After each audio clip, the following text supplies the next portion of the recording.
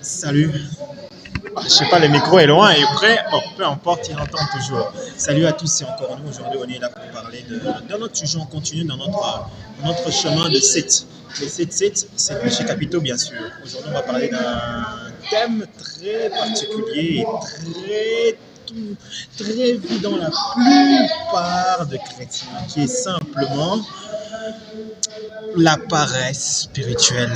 Beaucoup d'entre vous et beaucoup des personnes que vous connaissez sont dans ce péché-là et beaucoup de gens sont paresseux. Je n'ai pas envie de prier, je n'ai pas envie de lire ma parole, je n'ai pas envie de ceci, cela et ils tombent dans une paresse. J'espère que nous ne sommes pas dans ce péché, nous. Hein. Pas du tout. Non, D'accord. pas du tout. On le saura tout de suite pour plus d'explications. C'est parti. Allez, voilà.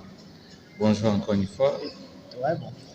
Nous sommes là encore pour parler d'une thématique, comme toujours, qui parle de la paresse. Bien, je dirais que par définition, la paresse, c'est l'état dans lequel une personne refuse, bon, ne veut pas fournir d'efforts, ne veut pas se donner à faire quelque chose, que ce soit peut-être ses obligations et autres. Et par là, nous sommes venus dans le livre de... Bon, par là, nous voyons le cas du psaume, non, Proverbe chapitre 6, verset 6.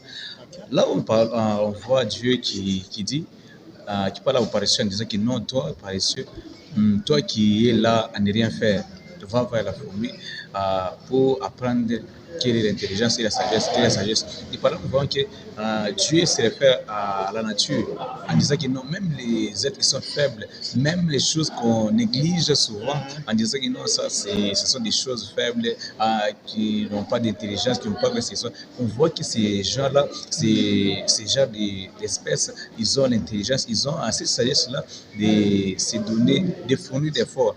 Et pendant qu'il y a d'autres personnes qui ne se donnent pas, il y a d'autres personnes qui négligent, qui évitent de faire leurs obligations parce qu'ils se disent non, on est des chrétiens, Dieu va faire toutes choses à de place. Et plusieurs personnes, plusieurs chrétiens peuvent se dire, elles peuvent être là en train de prier, de faire, de prier, oui, mais ils sont dans la paresse, ils ne cherchent pas du boulot, ils se disent non, Dieu est là, on a prié et Dieu va nous donner. Non, Dieu a besoin qu'ils puissent bouger, puissent fournir d'autres efforts, parce qu'il y a la part de Dieu et il y a aussi la part de l'homme. Alors si tu te dis que non, Dieu va faire, alors où est ta part? Où est ta part? Alors tu dois aussi faire ta part qui est de fournir d'efforts, de sortir dans ces lieux, dans ton cadre-là de vie, tu disais que non, moi je suis bien ici, non, Dieu va faire.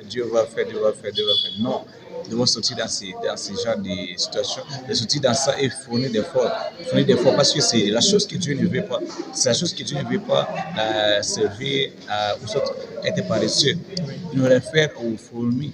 Et si on regarde les fourmis, ce sont des êtres qui sont faibles, des êtres qu'on peut dire que insignifiantes à nos yeux. Mais on nous dit d'aller vers eux. Pourquoi? Parce que ils ont cette sagesse-là et ils ont cette capacité-là de fournir des efforts, de travail, de sortir dans leur cadre, de se dire que non, Dieu va faire ça parce que si la saison arrive, peut-être la saison pluvieuse arrive déjà, je sais dans les calmes. Il y a certaines personnes qui ne se donnent pas et qui attendent l'ère de gloire. Okay. Oui. Pour arriver dans l'ère de gloire, il faut fournir des efforts, il ne faut pas être paresseux pour atteindre une perfection, arriver à de grandes choses. Il faut toujours travailler, il faut se donner, à lever la paresse, parce que toute chose ne tombe pas du ciel. Ce n'est pas le temps de la manne où la manne pouvait tomber du ciel. Non, là, ça demande des efforts. Même du temps de la manne ne tombait pas au pied des enfants d'Israël. Il y avait des distances à parcourir. Alors, je dirais à une personne qui me suit, à une personne qui est là en train de me suivre, de sortir dans la paresse, de servir, de se donner à fond. Tu t'attends à des grandes réalisations. Alors tu dois te mettre au boulot. C'est le moment de te mettre au boulot, c'est le moment de te consacrer, c'est le moment de te donner à fond pour arriver dans la gloire. Parce que tu attends la gloire, oui, c'est vrai, tu attends la gloire, mais la gloire va t'attendre. Tu attends la gloire dans quelle position?